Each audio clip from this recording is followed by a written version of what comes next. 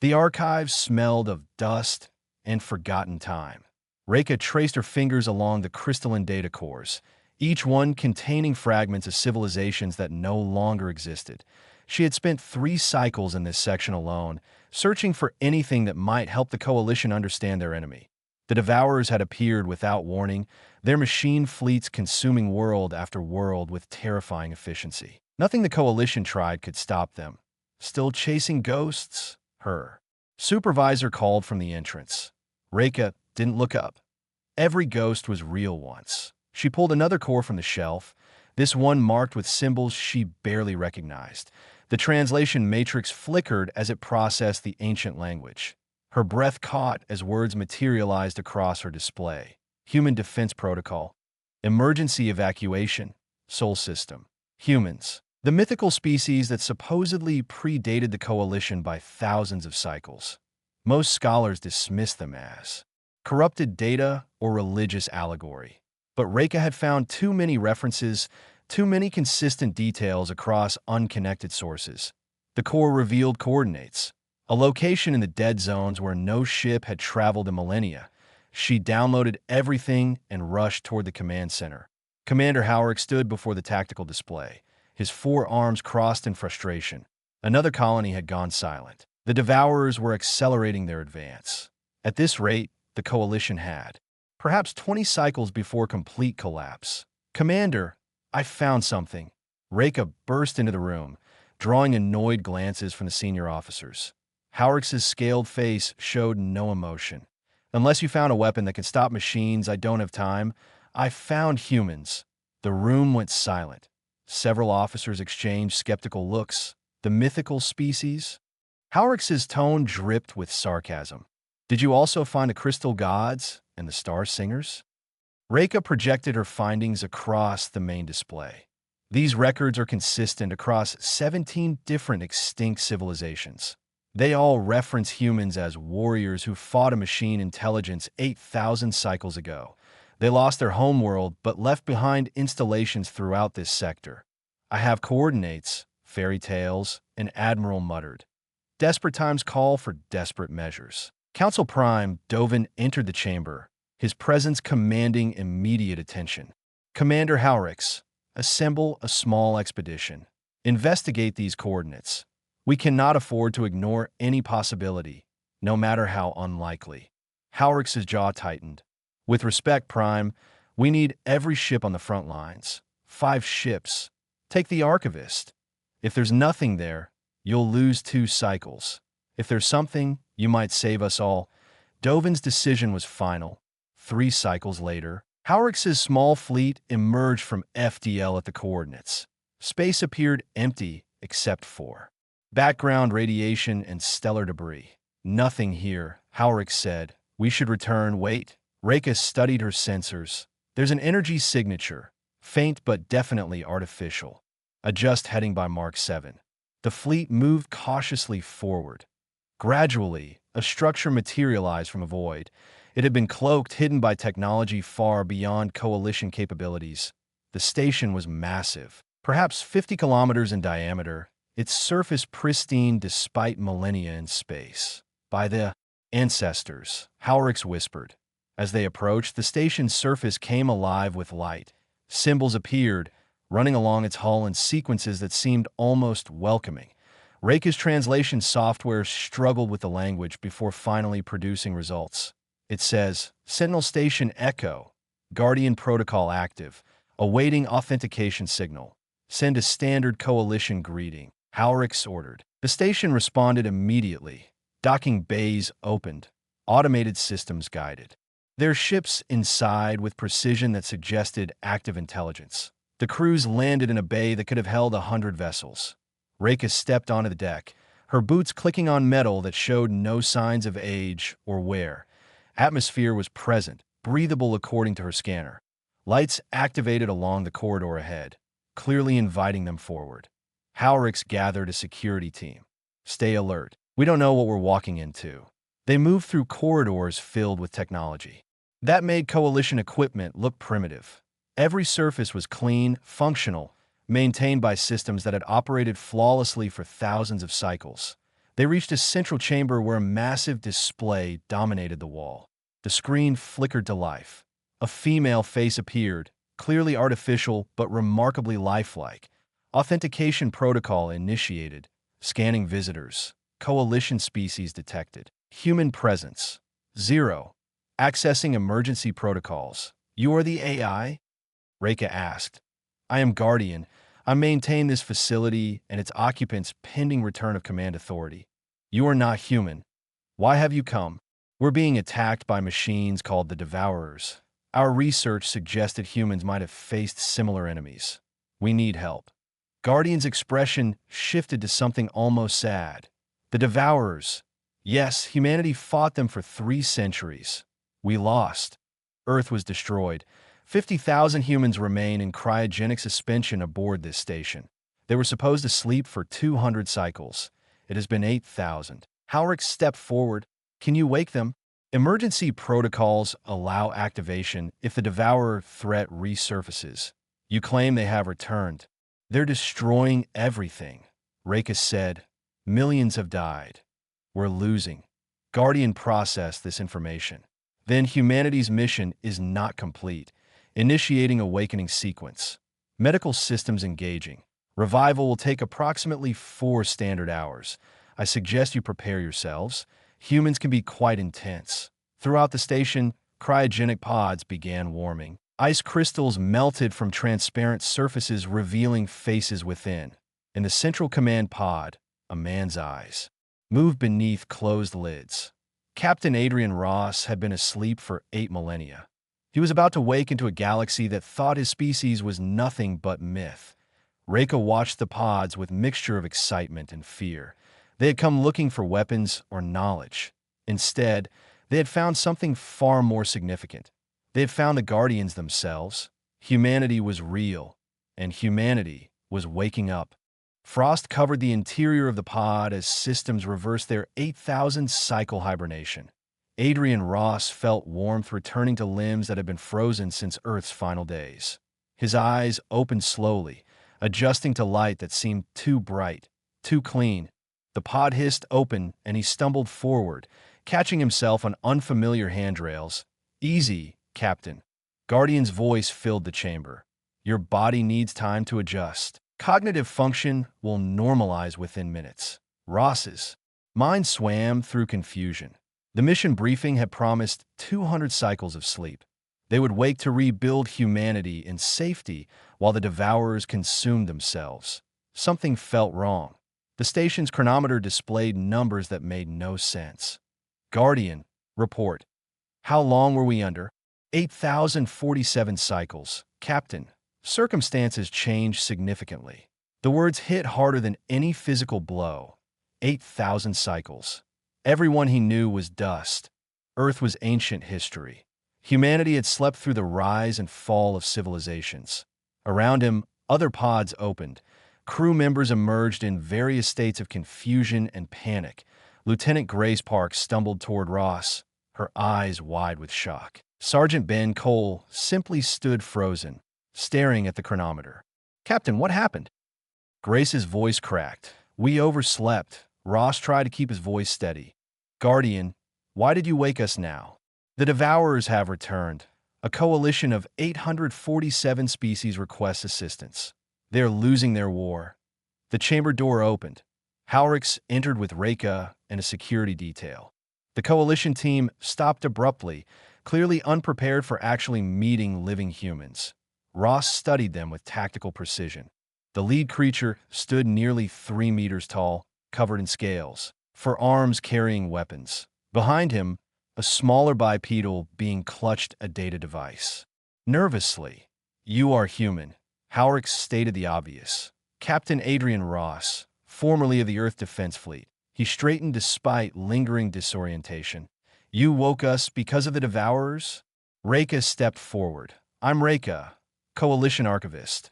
We found your station coordinates in ancient records. The Devourers appeared 3 cycles ago. We've lost 12 worlds. Conventional weapons are useless against them.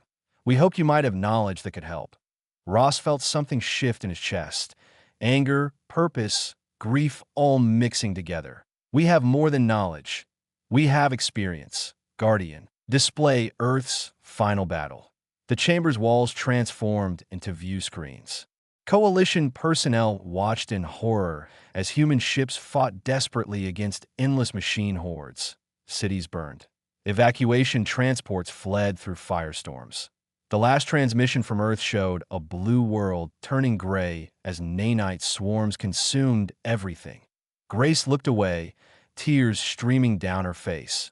Ben's fists clenched so tight his knuckles went white. Every human in the chamber relived humanity's darkest moment. We fought them for 300 years.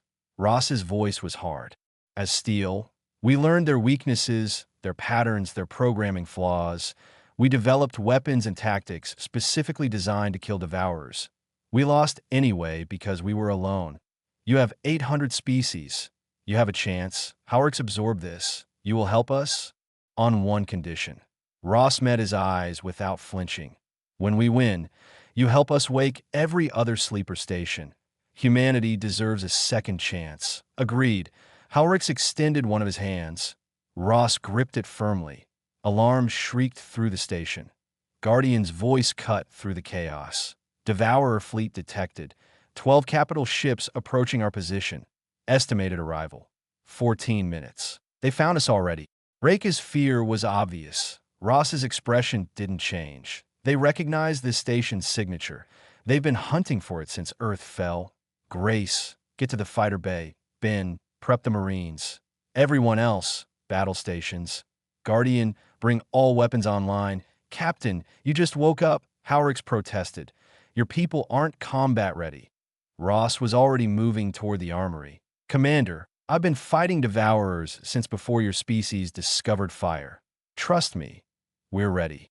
The Coalition crew watched in amazement as humans transformed from groggy survivors into lethal warriors within minutes. Grace reached the fighter bay and launched in a craft that had waited 8 millennia for her. Ben organized Marines with efficiency that spoke of countless battles. Throughout the station, 50,000 humans went to war with practiced precision. HFY rushed to his ship. All vessels, defensive formation. Protect the station, negative. Ross's voice came through the command channel. Your ships move to secondary positions. Let us show you how humans fight. The Devourer fleet emerged from FDL in perfect attack formation. Their targeting systems locked onto the station. Then human fighters swarmed out like angry hornets. Grace led her squadron in maneuvers that defied physics and common sense. They flew through crossfire that should have killed them, targeting weak points with impossible accuracy. Coalition crews watched their sensors in disbelief. Human pilots used their own ships as shields, performed suicide runs on enemy point defenses, and coordinated attacks with nothing but trust and instinct. They're insane, a Coalition officer whispered. They're effective. HFY corrected, watching a Devourer capital ship explode under concentrated human assault. Ross commanded from the station's bridge. Ben, enemy boarding craft incoming. Show them what happens when they try to take a human position. The Devourer's machines cut through the station's hull. They poured into corridors expecting easy victory. Instead, they met humans who fought with rage that 8,000 cycles hadn't diminished. Ben's Marines didn't just defend, they counterattacked, turning every corridor into a kill zone. Within 20 minutes, the Devourer fleet retreated. Burning wrecks drifted where their capital ships had been. Not a single Coalition vessel had fired a shot. HFY contacted the station. How did you do that? Ross appeared on his screen, blood on his uniform from close combat. We fight like we have nothing to lose, Commander, because we already lost everything. All we have left is making sure nobody else has to feel that pain. Now, shall we discuss how to win your war? The Coalition Assembly Chamber held representatives from species spanning thousands of light years. Reika stood nervously beside Ross as Council Prime Dovin introduced them to beings who still thought humans were mythology. Whispers filled the enormous space as delegates studied the human captain with mixture of curiosity and suspicion.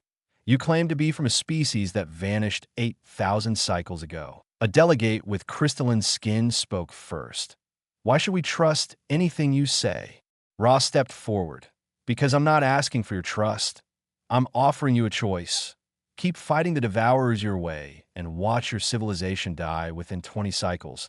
Or let us teach you how to fight and maybe survive. Arrogant for someone whose species lost their entire world. Another delegate hissed. Yes, we lost. Ross didn't flinch. We lost because we were alone. You have 800 species. You have resources we could only dream about. What you lack is knowledge of your enemy. That's what we offer. Dovin raised his hand for silence. Captain Ross, show them what you showed me. The chamber's central display activated. Ross pulled up human tactical archives. The Devourers aren't just machines. They're an evolving intelligence. They learn from every battle, adapt to every weapon. Conventional warfare fails because you're fighting predictably. Watch. He showed footage of coalition fleet engagements. Delegates winced as their ships were systematically destroyed. You form standard defensive grids. You follow established military doctrine. The Devourers calculate your moves before you make them.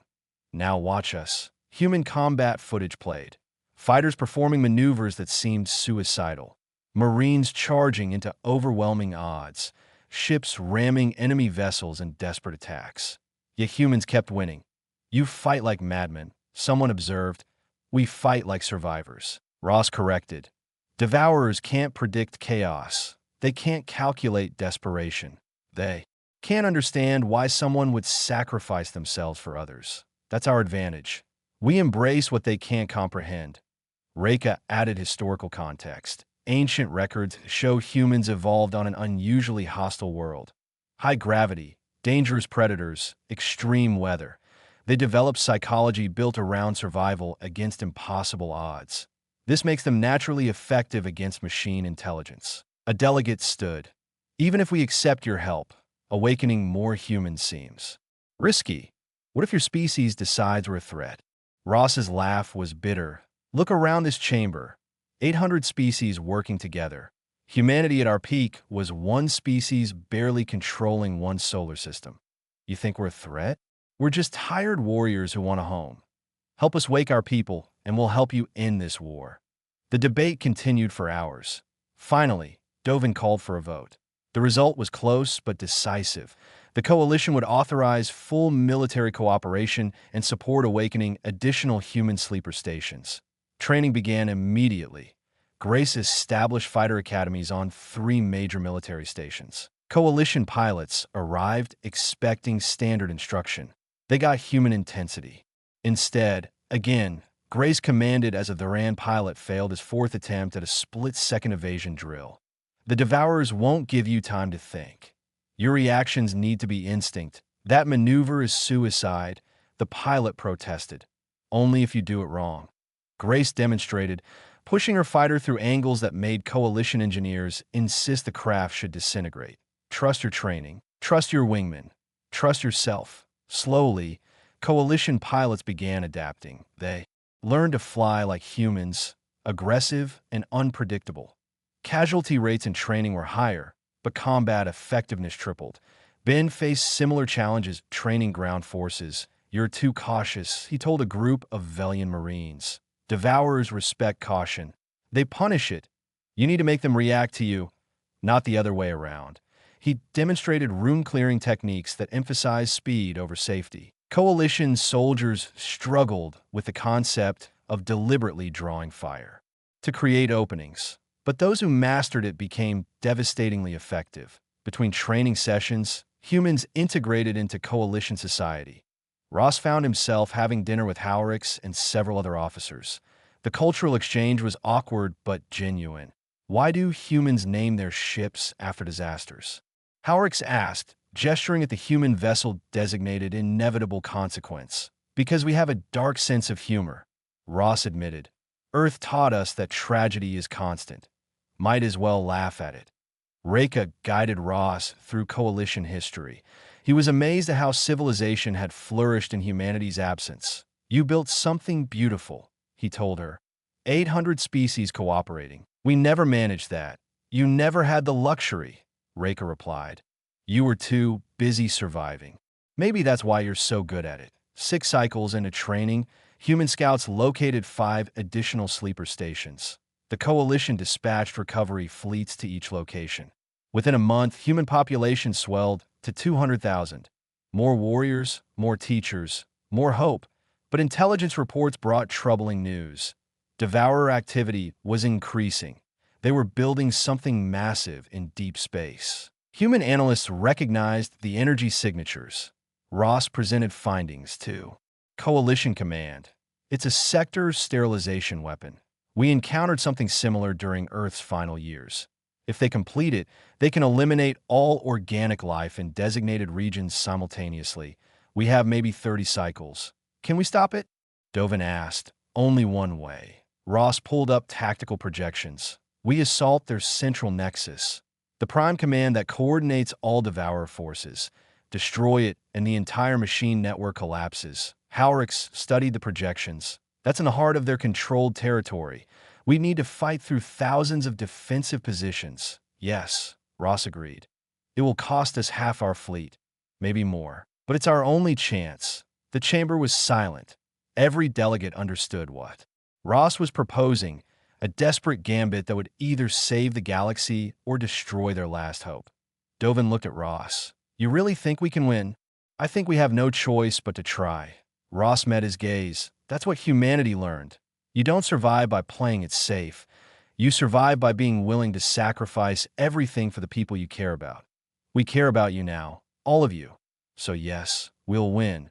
Or we'll die making sure the Devourers can't hurt anyone else ever again. 2,000 warships assembled at the rally point. The largest fleet in Coalition history stretched across space like a metal constellation. Ross stood aboard the command carrier watching hundreds of species prepare for battle. 6 cycles of training had transformed them from desperate defenders into a unified fighting force. Final weapons check complete. Grace reported from the fighter deck.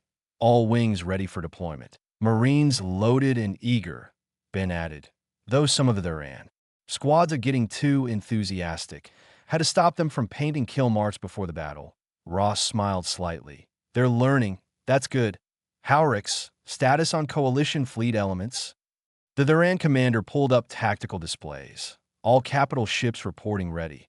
Admiral Torvax's battle group will lead the initial assault. Your human strike teams are embedded with every major formation. Good. When this starts, there's no holding back. We hit them with everything and don't stop until we reach the prime nexus. Ross's tone was grim. Make sure all crew understand. This is a one-way trip for some of us. Reka entered the bridge carrying data tablets. She had insisted on joining despite Ross's objections. I've updated all ships with intelligence from the ancient human assault. Their mistakes are clearly documented. We can avoid them. That assault failed, Howrix pointed out. Because humans fought alone, Reka countered. This time you're not alone. The fleet entered FDL in synchronized formation. The journey to Devourer space took 6 hours. Ross used the time to address the entire armada. His face appeared on every ship's communication screen. I won't lie to you. Most of us won't survive this. The Devourers will throw everything they have at us because they know what we're attempting. But here's what they don't understand. They don't understand why a Velian Marine would shield a Duran pilot with their own body. They don't understand why a human would fly in a certain death to save a species they just met. They don't understand that we're not just fighting for survival anymore. We're fighting for each other. And that makes us unstoppable. Coalition crews cheered. Humans remained silent and focused. They had heard speeches before. They knew what mattered was the fighting that came after. The fleet emerged from FDL at the edge of Devourer territory. Sensors immediately lit up with hostile contacts. Thousands of machine vessels filled the tactical display. All ships begin assault. Ross commanded. The first wave of Devourer defenders surged forward. Coalition battleships opened fire with weapons enhanced by human technology. Explosions rippled across the void as both sides exchanged devastating volleys. Grace led her fighters through the chaos. Red Squadron, follow my lead. We're clearing a path for the capitals. Don't get fancy, just keep moving. Her pilots had learned well. They flew with human aggression but Coalition precision. Devourer point defenses struggled to track their unpredictable patterns. The fleet pushed deeper. Every light year cost ships and lives. Coalition crews watched their comrades die, but kept fighting. Human instructors had taught them that hesitation meant death. Devourer reinforcements incoming. A sensor officer called out.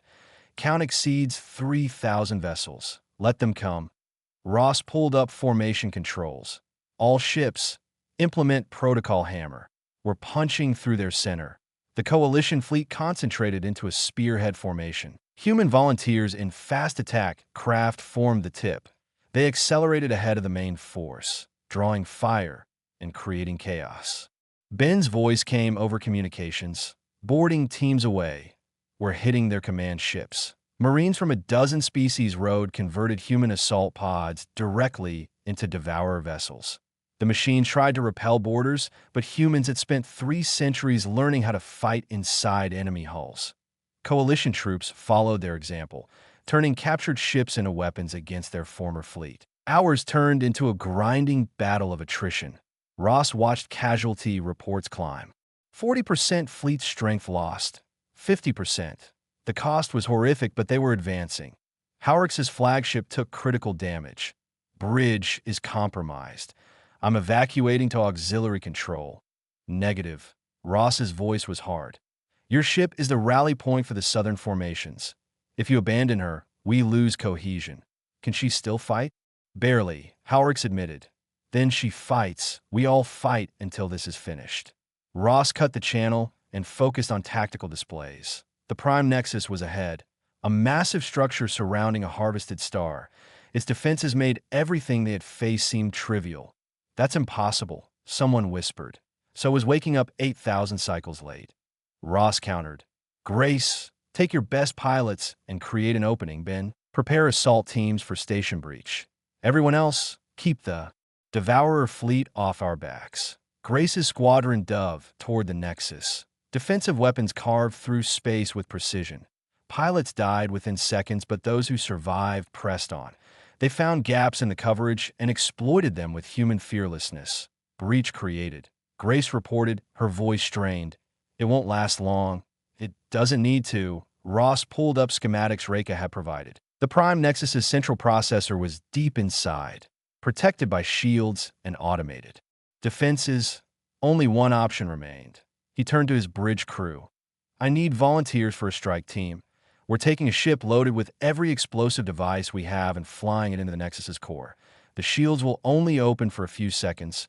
We'll have one chance. Every human on the bridge stepped forward. Several coalition officers did the same. Ross selected his team carefully. Grace, you're with me.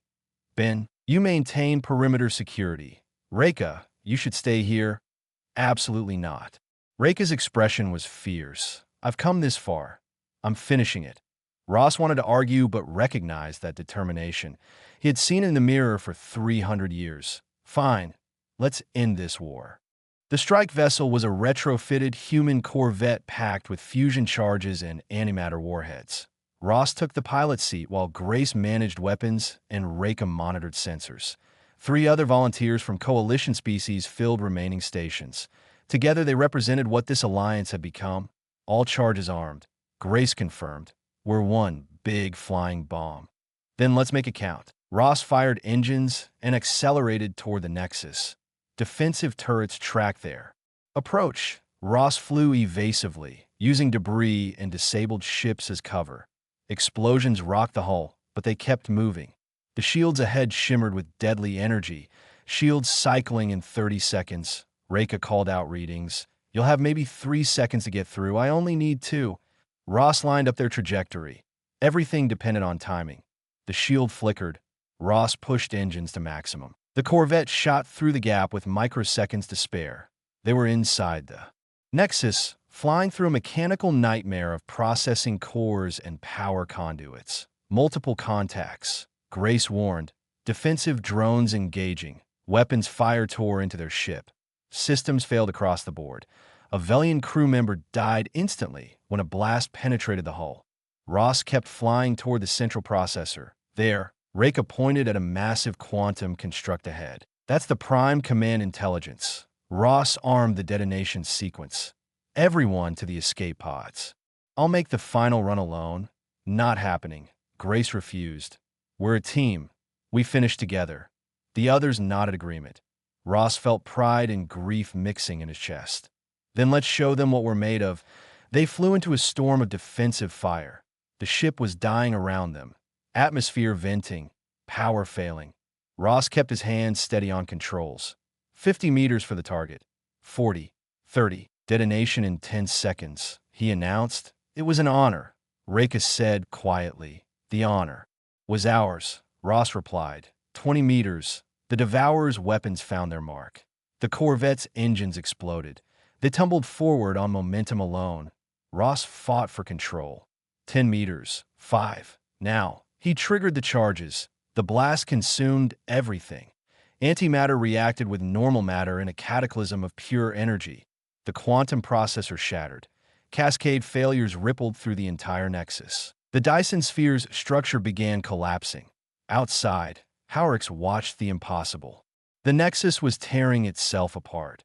Across the galaxy, every Devourer vessel suddenly went dark. The machine consciousness had died. Did they make it? Someone asked. Sensors showed nothing but expanding debris. Howrix lowered his head. They saved us all. Coalition fleet began searching frantically for survivors.